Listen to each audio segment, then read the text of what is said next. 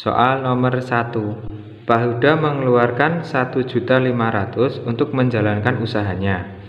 Jika pada hari itu dia mendapatkan keuntungan 10%, maka besar pendapatan yang didapat pada hari itu adalah. Nah, di sini 1.500.000 ini bisa kita sebut dengan harga belinya ya. Dia membeli atau kan dia mengeluarkan untuk membeli suatu barang dalam usahanya ya. Jadi dia membelinya atau mengeluarkan uangnya 1.500.000. Kemudian di sini keuntungan 10%, berarti persen untungnya adalah 10%. Yang dicari adalah besarnya pendapatan, atau ketika dia jual beli barang kita sebut dengan harga jual. Gitu ya. Nah, di sini kita bisa mencari besarnya uang dari hasil keuntungannya. Bisa kita peroleh dari 10%, 10/100, tinggal kita kalikan dengan harga belinya, yaitu 1.500.000. Nah, ini kita sederhanain aja, coret-coret gitu ya. Jadi keuntungannya berapa? Tinggal ini kita kalikan dengan ini, yaitu 15 tambah 0, 1, 2, 3, 4. 1, 2, 3, 4. Jadi dia untungnya 150.000. Nah, maka harga jualnya atau pendapatan pada hari itu tinggal kita jumlahkan dari 1.500.000 ditambah keuntungannya, yaitu ditambah dengan 150.000 ya.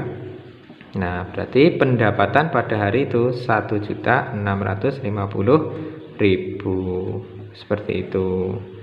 Jadi ini kita menghitung besarnya persennya untungnya dulu dalam bentuk rupiah. Nah, sebenarnya ini ada cara lain. Nanti bisa kalian gunakan cara lainnya begini. Di sini kan kita mencari pendapatan akhir atau harga jualnya ya, dan dia mengalami untung. Berarti pada pertemuan sebelumnya itu kan ada rumus harga jual yang diketahui harga belinya dan persennya untung. Itu kan bisa kita cari dari harga beli nanti dikalikan dengan 100 ditambah persennya untung ya. Nah, ini sama saja harga belinya tadi 1.500.000 dikali 100 ditambah untungnya 10, berarti 110%. Ini sama saja 1.500.000 dikalikan 110/100. Ini tinggal kita sederhanain ya. Nah, ini tinggal ini kali ini sama dengan 1.650.000. Nah, pakai cara ini juga boleh. Berikutnya di soal nomor 2, seorang pedagang mainan anak-anak membeli 50 mainan dengan harga 150.000. Berarti ini harga beli ya. Kemudian setelah terjual habis ternyata pedagang itu untung 35.000. Nah, dia untungnya sudah dalam bentuk uang. Untuk mencari jual tiap buahnya itu kita bisa mencari harga jual secara keseluruhan ya. Nah, harga jualnya itu kan bisa kita peroleh dari harga beli ditambah dengan untungnya, gitu ya. Ya, tadi harga belinya adalah 150.000, tinggal kita jumlahkan dengan untungnya 35.000. Nah, berarti harga jualnya adalah 185.000. Nah, kalau kita cari penjualan tiap buahnya, berarti penjualan tiap buah itu bisa kita peroleh dari harga jualnya ini, tinggal kita bagi dengan berapa mainan yang dia beli tadi, yaitu 50. Sederhanain saja. Tinggal ini dibagi ya, ini 1, ini 37. Oh, berarti penjualan tiap buahnya tinggal selesaikan saja, yaitu 3.700 rupiah. Seperti itu. Berikutnya di soal nomor 3, Pak Udin membeli sepeda anak, setahun kemudian dijual kepada temannya dengan harga 800.000. Berarti 800.000 ini harga jual ya. Nah, kemudian ternyata ia mengalami kerugian sebesar 20%. Pertanyaannya adalah harga pembelian sepeda tersebut. Nah, di sini bisa kita tuliskan yang diketahui adalah harga jualnya 800.000. Kerugiannya berarti persennya rugi adalah 20%. Pertanyaannya adalah harga belinya. Nah, ketika dia menjual 800.000, dia rugi ini, pasti harga belinya itu lebih mahal dari 800.000 ya. Nah, bagaimana caranya? Caranya adalah bisa kita selesaikan dengan cara mencari harga beli yang diketahui harga jualnya ya. Maka rumusnya adalah harga beli sama dengan harga jual dibagi dengan 100 kurangi persennya rugi. Gitu ya. Maka harga jualnya adalah 800.000, kita bagi dengan 100 dikurangi 20%. Nah, di sini berarti 800.000 dibagi dengan 80% per 100, atau langsung kita selesaikan saja, 800.000 kali 100 per 80. Sederhanain. Nah, tinggal kita kalikan 1 tambah 0, 1, 2, 3, 4, 5, 6. Oh, berarti harga belinya adalah 1 juta. Seperti itu ya. Soal nomor 4. Seorang pedagang sepatu membeli 100 pasang sepatu dari grosir dengan harga Rp70.000 per pasang. Jika dia ingin mendapatkan keuntungan 20% dari penjualan 100 pasangnya, maka harga jual tiap pasang sepatunya.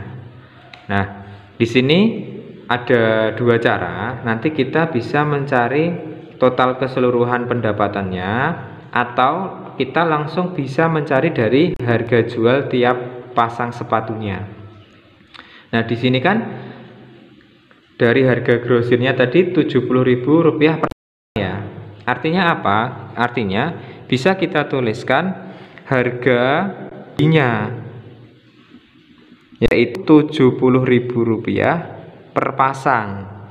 Nah, kemudian ia menghendaki keuntungan 20%, berarti persennya untung itu adalah 20% ya. Nah, maka ia jualnya berapa? Berarti tinggal kita mencari harga jual ya tiap pasang, karena ini kita sudah pakai yang rumus tiap pasang, berarti harga jualnya itu kan bisa kita cari dari rumus harga beli dikali dengan 100 ditambah persennya untung ya, karena di sini untung berarti ditambah 20%. Nah, seperti itu. Jadi harga jualnya itu harga belinya tadi 70.000, tinggal kita kalikan dengan 120%, atau 70.000 kali 120 per 100. Sederhanain saja. Nah, ini tinggal kita kalikan, yaitu 84.000. Jadi penjualan per pasangnya adalah 84.000. Seperti itu.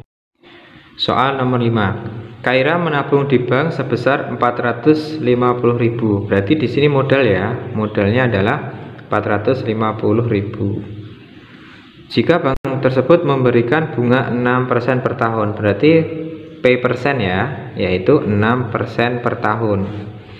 Maka besar bunga yang diperoleh oleh Kaira selama 9 bulan, berarti N-nya 9 bulan. Nah, dari sini langsung kita cari besarnya bunga. Bunga itu kan bisa kita peroleh dari lamanya dia menabung per 12 kali persennya bunga kali modal yang ditabungkan, gitu ya. Nah, dari situ berarti bunganya N-nya tadi 9 per 12 kali 6 per 100 kali modalnya adalah 450.000. Itu ya. Nah, dari sini bisa kita sederhanain. Ini dibagi 6 1, dibagi 6 2. Kemudian ini dengan ini. Nah, ini sederhana aja, ini 1, ini 225 ya. Nah, tinggal kita kalikan 9 kalikan yang di sini. Berarti besarnya bunga yang diperoleh adalah 9 kali 2250 sama dengan 20.000. rupiah. Seperti itu. Soal nomor 6. Nindi menabung di bank sebesar 6 juta dengan bunga 6% per tahun. Jika jumlah tabungan Nindi sekarang adalah 6.240.000, maka lama ia menabung. Oke, dari soal ini bisa kita tuliskan 6 juta ini adalah modalnya ya. Jadi modalnya adalah 6 juta. Kemudian 6% per tahun berarti bunga ya. P persennya adalah 6% per tahun. Kemudian jumlah tabungan Nindi sekarang berarti ini tabungan akhirnya ya. Bisa kita tuliskan TA-nya adalah 6.240.000. Nah, dari sini tadi kan dia menabung 6 juta, kemudian uang sekarang menjadi 6.240.000. Maka dari itu Nindi sudah memperoleh bunga ya. Berarti bunga yang diperoleh oleh Nindi berapa bunganya? Nah, bunganya tinggal ini kurangin ini toh. Berarti 6.240.000 kita kurangkan dengan 6 juta gitu ya. Nah, berarti bunga yang diperoleh oleh Nindi berapa? Yaitu 240.000.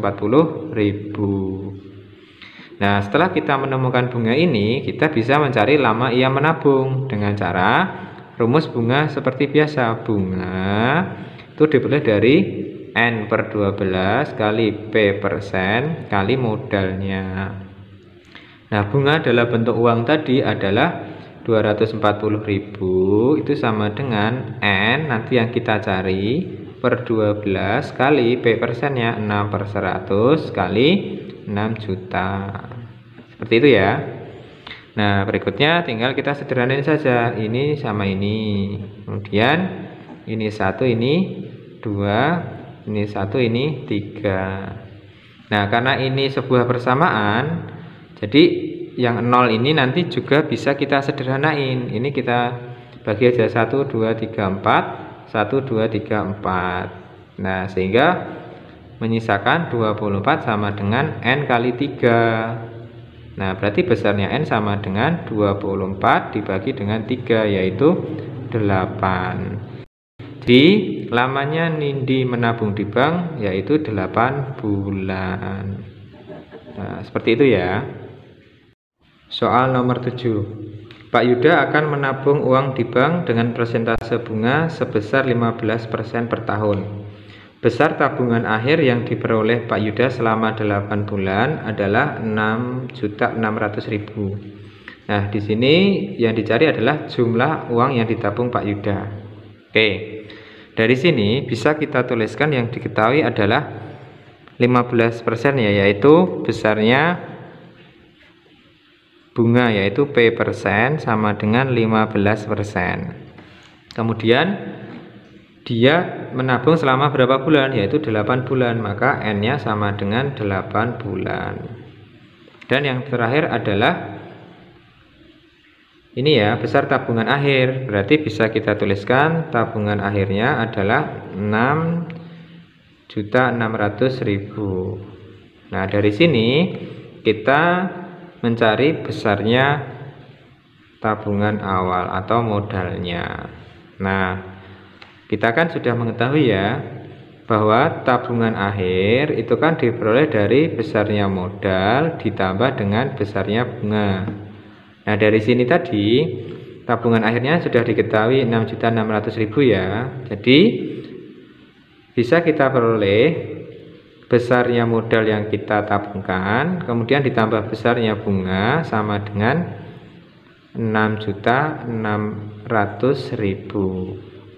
Nah, di sini M nanti yang kita cari ditambah B N per 12 kali P persen kali M, nanti jawabannya adalah 6.600.000. Seperti itu ya.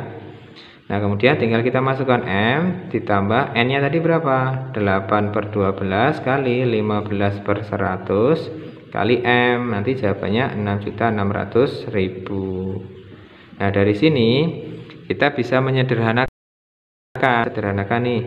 Ini misalnya dibagi 4, 2 dibagi 4, 3 dibagi 3, 1 dibagi 3, 5 gitu ya. Nah, ini 2 kali 5 10, kita sederhanakan dengan ini. Maka M ditambah 1/10 M nanti sama dengan 6.600.000. Nah, M ditambah 1/10 M ini kan tadi di depannya ada angka 1 ya. Nah, ini bisa kita ubah karena pernya 10 menjadi 10/10. Maka ini kita jumlahkan menjadi 11/10 M sama dengan 6.600.000. Nah, dari sini bisa kita cari besarnya M 100.000 kita bagi dengan 11/10 atau sama dengan 6.600.000 kali 10/11. Ini 1, ini 6. Jadi besarnya adalah. Soal nomor 8.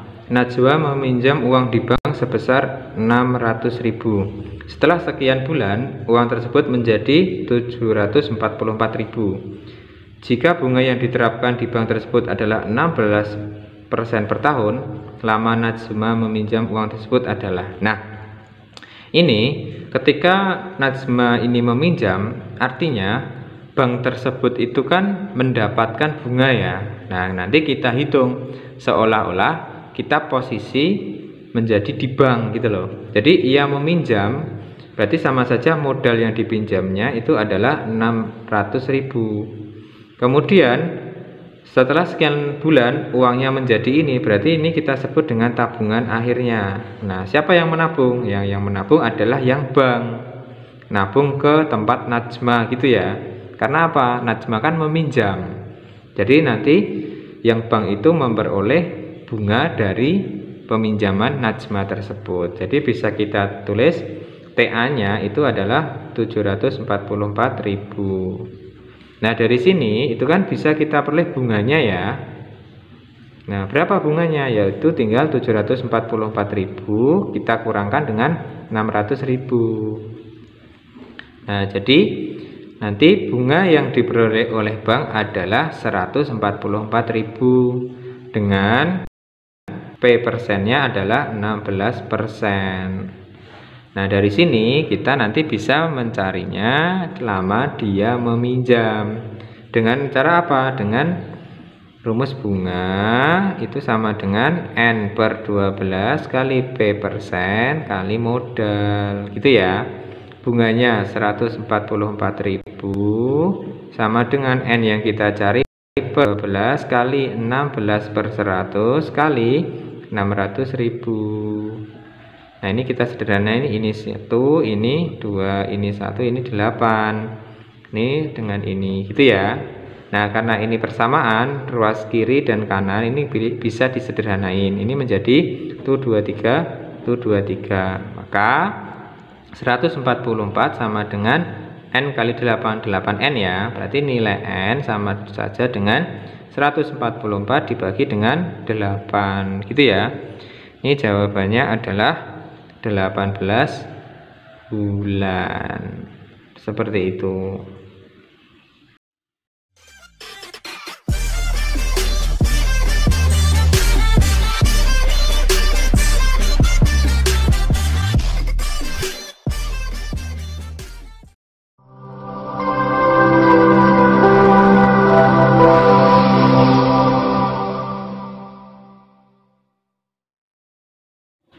Berikutnya soal nomor 9. Pak Adi meminjam uang di bank sebesar 15 juta rupiah dengan bunga 16% per tahun.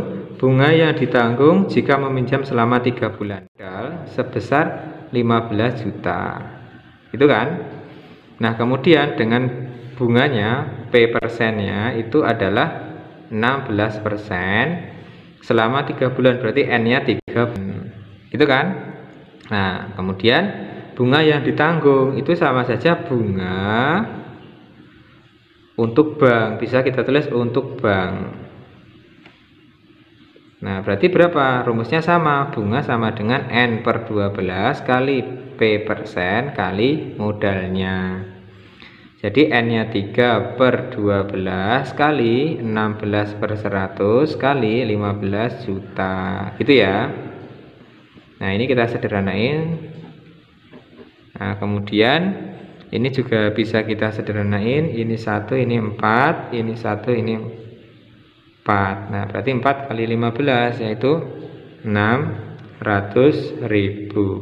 Jadi besarnya bunga untuk bank adalah 600.000, atau dengan kata lain bunga yang ditanggung peminjam yaitu Pak Adi yaitu 600.000. Soal nomor 10.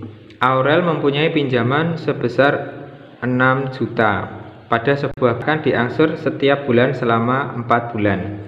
Jika bunga pinjaman 18% per tahun, maka besar angsuran tiap bulannya. Nah, ini 6 juta ini bisa kita sebut dengan modal yang dipinjam ya, yaitu 6 juta. Kemudian diangsur selama 4 bulan, berarti N-nya yaitu 4 bulan, dan besarnya bunga adalah 18%, berarti P persen yaitu 18%. Pertanyaannya adalah angsuran tiap bulan.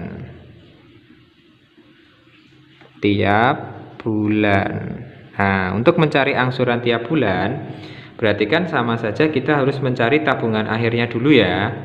Nah, tabungan akhir itu miliknya bank, itu bisa kita cari dari modal ditambah dengan bunga, itu ya. Nah, di sini modalnya adalah 6 juta ditambah nanti bunganya N per 12 kali P persen kali besarnya modal. Nah, di sini tinggal 6 juta ditambah N 4 per 12 kali 18 per 100 kali 6 juta. Nah, tinggal kita sederhanakan, ini 1, ini 3, ini 1, ini 6. Ini sederhanain gitu ya. Berarti 6 juta ditambah dengan 6 kali 6 berarti 36 ya, berarti 360.000. Jadi besarnya tabungan akhir miliknya bank itu adalah 6.360.000. Nah, pertanyaannya adalah besar angsuran, maka angsurannya itu tiap bulan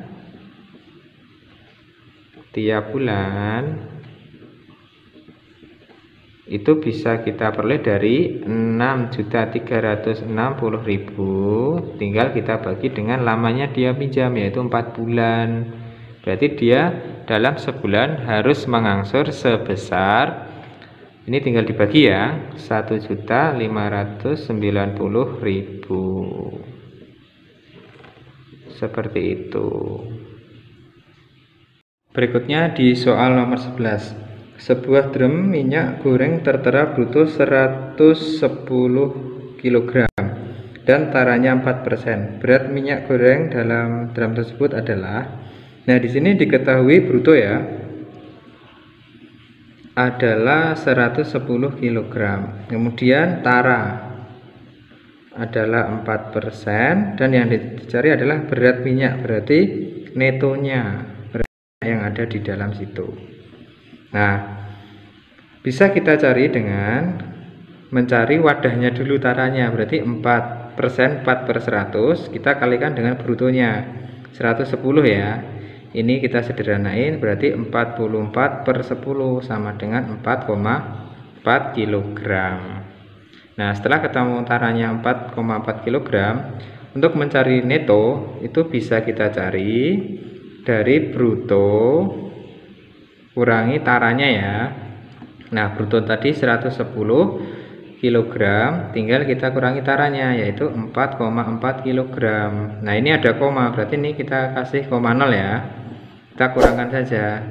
Ini jadi 6, ini 9, ini 10, berarti 105,6 kg. Gitu ya.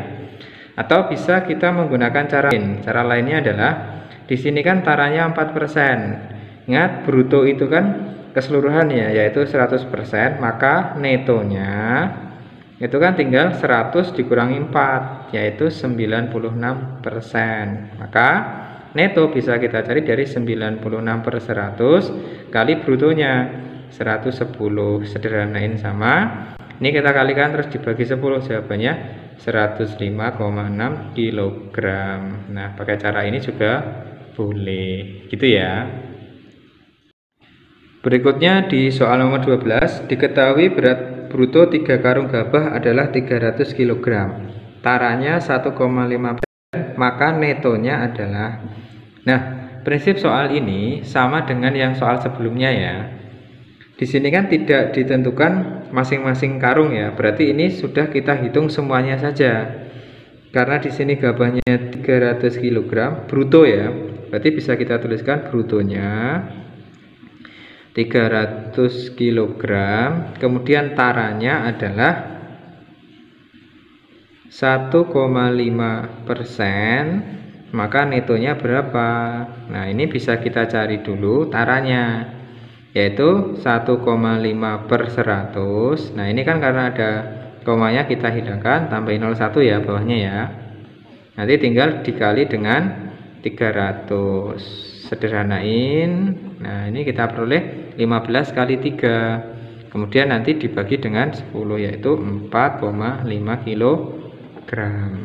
Berarti netonya tinggal bruto dikurangi dengan tara. Nah, brutonya adalah 300 kg. Taranya adalah 4,5 kg. Sama, kasih 0. Kurangin ya. Ini 10, 9, 9, 2. Ini 5, 9 kurangi 4, 5, 9, 2. Nah, berarti taranya adalah 295,5. Seperti itu. Berikutnya soal nomor 13.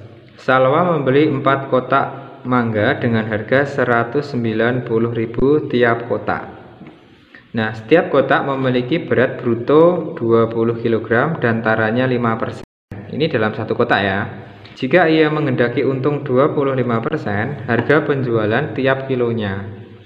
Nah, dari sini itu kita pakai ini aja, perhitungan tiap kotaknya ya. Jadi bisa kita tuliskan 190.000 ini dia akan membeli, berarti bisa kita tuliskan harga belinya 190.000.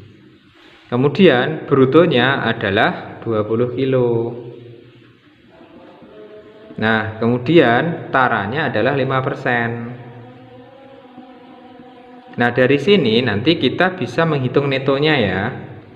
Nah, neto bisa kita gunakan cara bruto kan 100%, berarti taranya 5%, maka netonya 100 dikurangi 5, yaitu 95%.